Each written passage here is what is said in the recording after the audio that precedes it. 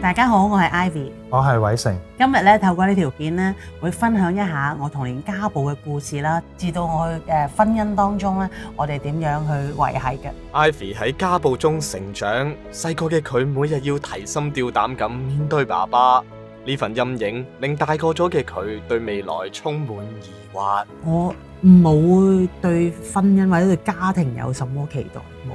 直到偉成出現喺 Ivy 嘅生命入面，呢份陰影仍然難以消散。你有時發癲，我覺得你好似我爸爸啊，即係點解你係又係咁樣嘅？所有男人都係咁樣嘅咧。咁我諗嗰個對我嚟講一個傷害。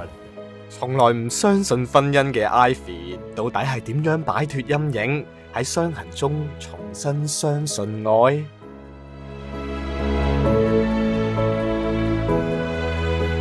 喺我6歲嘅時候咧，我媽媽因為急性嘅心臟病啦，佢2日就離開咗世界。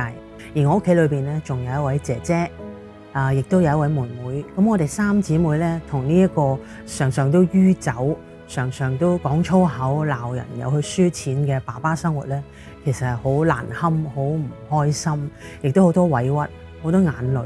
尤其我記得我媽媽喺靈堂嘅時候咧，因為我太細個，我係見到我爸爸一滴眼淚都冇流過啦。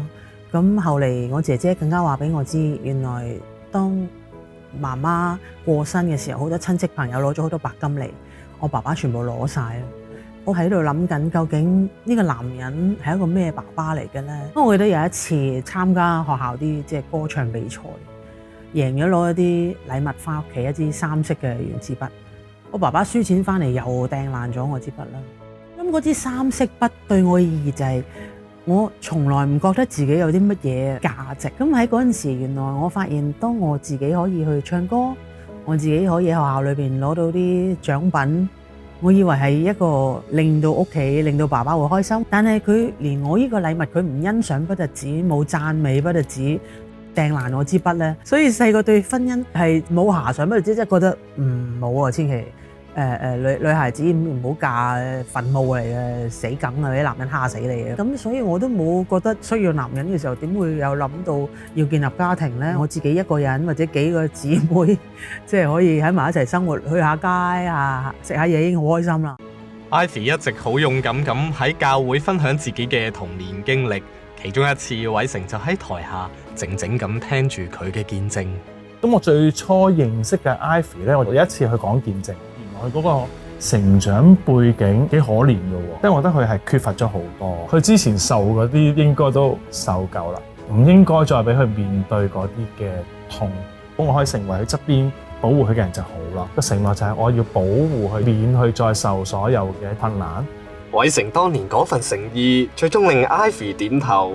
結婚頭嗰幾年，佢哋都用咗好多時間去磨合。佢哋話要學識愛同接納，真係一啲都唔容易。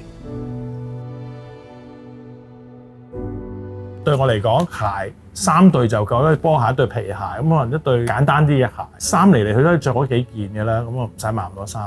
但係結婚之後話點解咁多嘢嘅咧？當我進入婚姻嘅時候咧，佢一日就肥我，點解你成日啲嘢都亂咁劈㗎？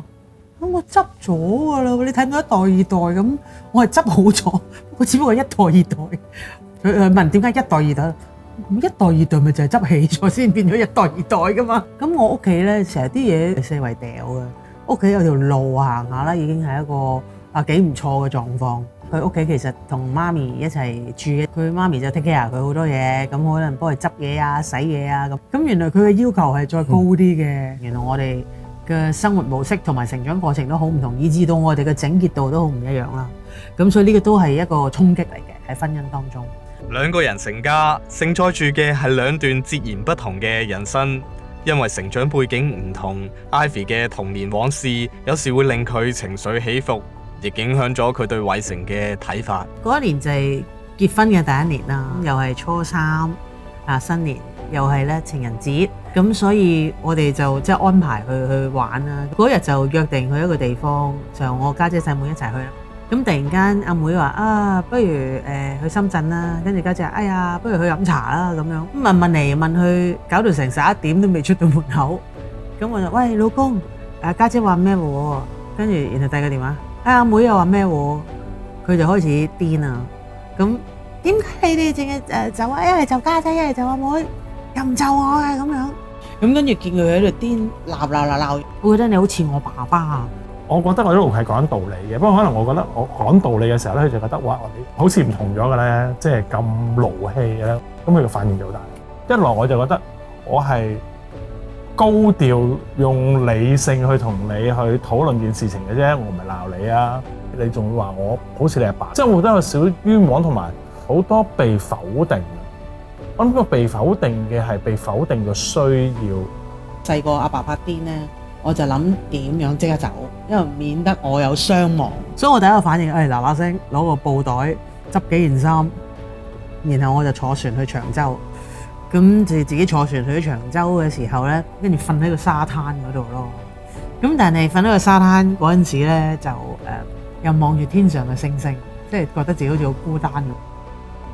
瞓喺沙灘嘅 Ivy 回想翻好多婚姻第一年喺患難中，偉成係點樣支撐住自己。都諗翻起即係之前我爸爸病啦，佢又有去煲湯俾我爸爸飲。有一次我結婚1年，我去911 World Trade Center 冧落嚟嗰陣時，其實我就喺紐約。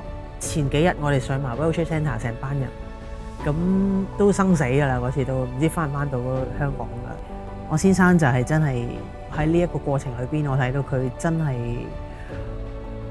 嗰份愛啊，嗰份愛同埋嗰份無微不至，覺得係好幸運嘅。我係即係有呢位丈夫去愛自己，跟住再諗下，其實呢個傻佬都唔係咁壞啫。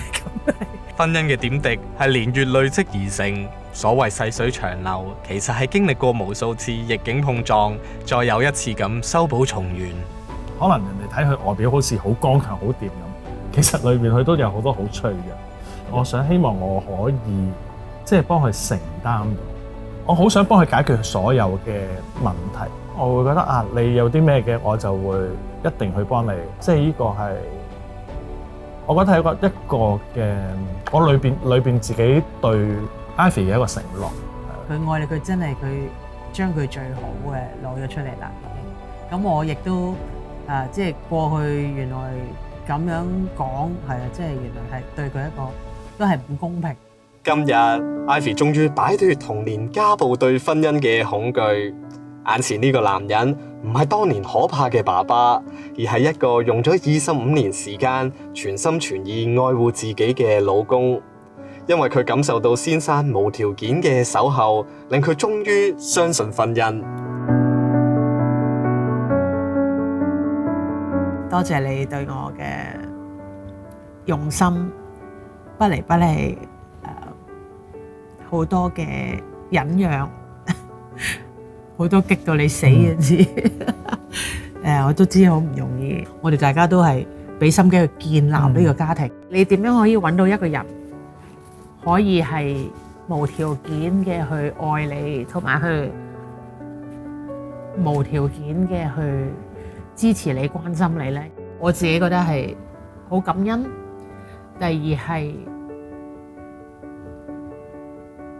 咯，即係佢俾我好多以前嘅錯誤嘅睇法改觀，可以第時同分享俾其他姊妹啊。其實婚姻可以有盼望，家庭可以有盼望。